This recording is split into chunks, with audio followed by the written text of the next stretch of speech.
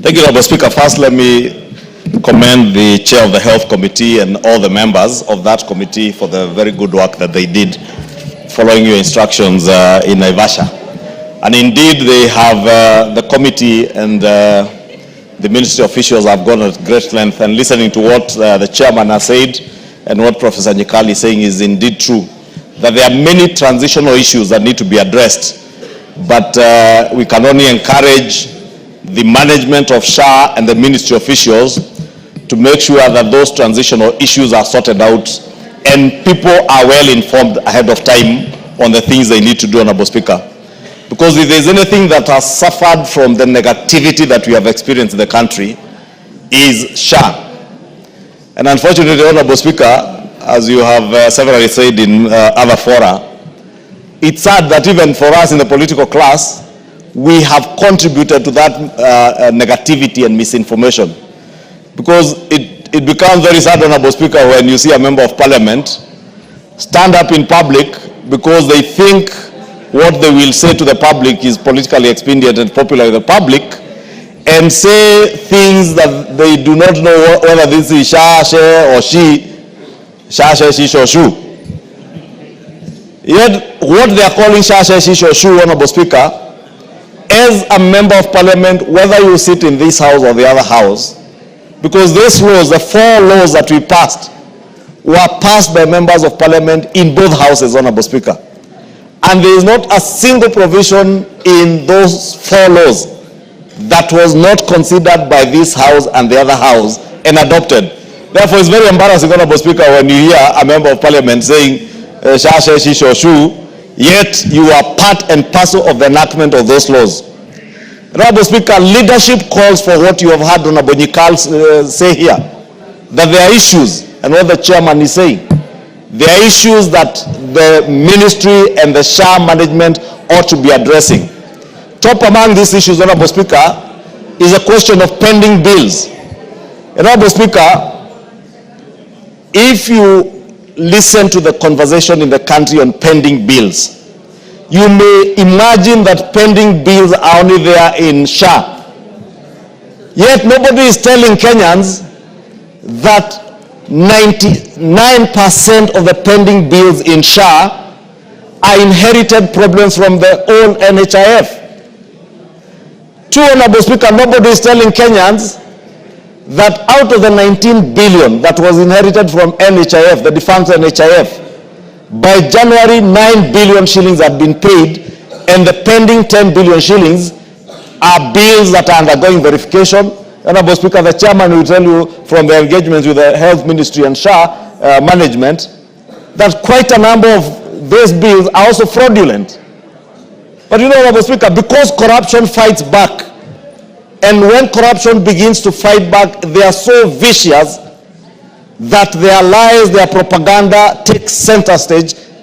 ahead of the truth and factual information. And that's why I'm saying, Honorable Speaker, if there is anything the Health Committee can do for us, even as you consider the Supplementary Appropriations Bill, is to ensure that the SHA management has adequate resources to make sure that proper information is going out to the public, Honorable Speaker. Because it's embarrassing, Honorable Speaker, when I see even bishops pontificating on pending bills, as if even the faith-based hospitals, Honorable Speaker, that are owned by the defunct NHIF have just sprung up when SHA came into existence. And the same bishops who are pontificating, Honorable Speaker, are pontificating and telling us that you should not even be advertising what government is doing. Honorable Speaker, you know, when you are a bishop, you get to church every Sunday and advertise the good work of the Lord by preaching to the good people to convert and become good Christians, Honorable Speaker. It's the same for government. Government is the business of delivering services, and we are obligated by our own constitution to make sure that Kenyans have access to information and the right information. But I know some of these people, Honorable Speaker, pontificating out there, they are pontificating because they are pained, and pained by the truth that it is true, Honorable Speaker, that even within the faith-based hospitals, there are very many fraudulent claims that have been caught up in the verification process. But because you want to pontificate and make Kenyans believe that government is not doing anything to address the problems that bedevil even the faith-based hospitals, Honorable Speaker, you want to make the whole world believe that since the advent of SHA, no pending bills have been paid. Yet, as we are saying, Honorable Speaker, out of 19 billion, 50% of those bills that have been verified have been settled. And it's only right, Honorable Speaker, to plead even to those of our bishops who are running some of these hospitals, as much as you may not like this administration, give them what is due to them. Give credit where credit is due. But also, as you pontificate about the fight against corruption, speak about corruption and fraudulent claims from the defunct NHIF also being perpetuated within faith-based hospitals, Honorable Speaker. Honorable Speaker, we've also seen this week, Honorable Speaker, the private health, the Association of Private Health Hospitals and the Rural Private Health Association called their members to go to strike, Honorable Speaker, again based on those pending bills. And I'm glad, Honorable Speaker, when I checked with the SHA management this morning, they were telling me as of yesterday when the strike was on, 1,700 private hospitals, members of those associations, were already logged into the system and offering Kenyans services. And that's why they want to appeal to those who are running these associations. I know is the spirit of trade union and the politics of leadership of association to be seen to be agitating for things, but they must be cognizant that healthcare is not a matter that you can joke around with. It is joking around with the lives of Kenyans. Lastly, Honorable Speaker, in terms of being able to relay proper and accurate information to Kenyans, Honorable Speaker, I would want to encourage the Health Committee, the SHA Management and Ministry of Health, and that's why I spoke to the Health Committee to consider within the supplementary budget to enhance the publicity and advertising budgets for SHA. Because, Honorable Speaker, part of why Kenyans are being misled is because they have not been given factual information, especially around the space of the primary health care and the referral system. And this referral system, Honorable Speaker, if you go to UK, the NHS works under a referral system. But today, as Honorable Nyikal was saying, you will probably find somebody has walked into a primary health care facility,